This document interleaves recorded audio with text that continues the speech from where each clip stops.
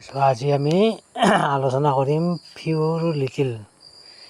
যে ফিউ আৰু লিটিলৰ মেইন পাৰ্থক্য হ'ল ফিউটো হ'ল তোমাৰ কাউণ্টেবল নাউনৰ আগত বহে আৰু লিটিল ক'ত বহে আনকাউণ্টেবল নাউনৰ আগত বহে।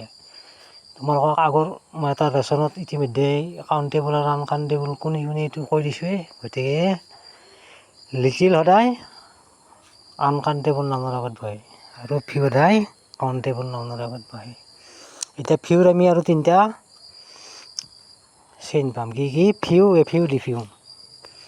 ফিউ মানে হ'ল কি ফিউ মানে প্ৰায় নাই বুলিব পাৰি, অৰ্থাৎ থাকিলেও সেইটোত থকা যেন নহয়, অৰ্থাৎ যদিও আছে তাৰ পৰা কোনো কামত নাহে। উদাহৰণস্বৰূপে ধৰি লোৱা 20টা ছাত্ৰৰ একজন স্কুলত আহিল, বাকীকেইজন অহা নাই। গতিকে সেইদিনা কি ক'ব যে আজি ক্লাছত চলি নাই। তাৰমানে কি আহিও নাই। গতিকে ফিউৰ উদাহৰণ কি হ'ব যে few men are free from fault, অৰ্থাৎ দোষ নকৰা বা ভুল নকৰা মানুহ নাই। এ ফিউ মানে কি, এ ফিউ মানে হ'ল কেইটামান বুলি ক'লে আমি গোটেইকেইটা নহয় কিন্তু কম সংখ্যক, তেতিয়া আমি কি ক'ম এ ফিউ।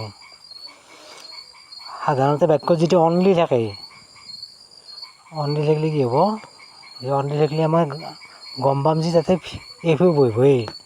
যেনে there are only a few girls in our class.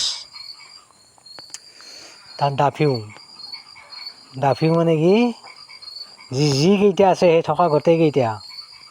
থকা গোটেইকেইটাক বুজালে ডাফিউ বহে। যে ডাফিউৰ বাক্যবিলাকৰ এটা ষ্টাইল আছে কি শেষৰ ফালে ছাবজেক্ট আৰু হেভ ভাৰ্ব বা মেইন ভাৰ্বটো পাছফালে ৰিপিট হয়। যেনে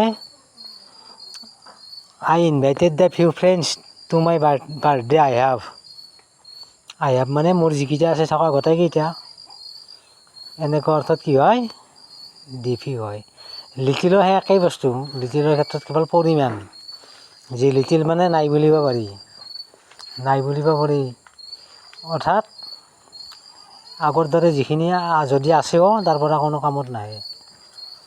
এ লিটিল মানে কি অলপমান, আৰু ডি লিটিল মানে হ'ল যিখিনি আছে থকা গোটেইখিনি, অৰ্থাৎ কমপ্লিট সকলোখিনি একেলগে ডি ফিউ বুলি কয়।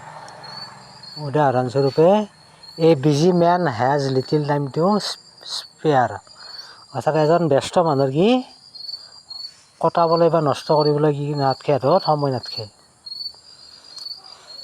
আই have only a little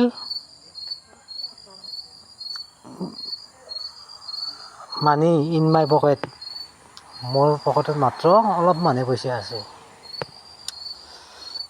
he manage the family with the little money he earned, অৰ্থাৎ মানুহ যিখিনি ইনকাম কৰিছে সেই টকাখিনিতে কি কৰিছে পৰিয়ালটো পৰিচালনা কৰিছে। এনেকুৱা অৰ্থত দ্য লিটিল বহে।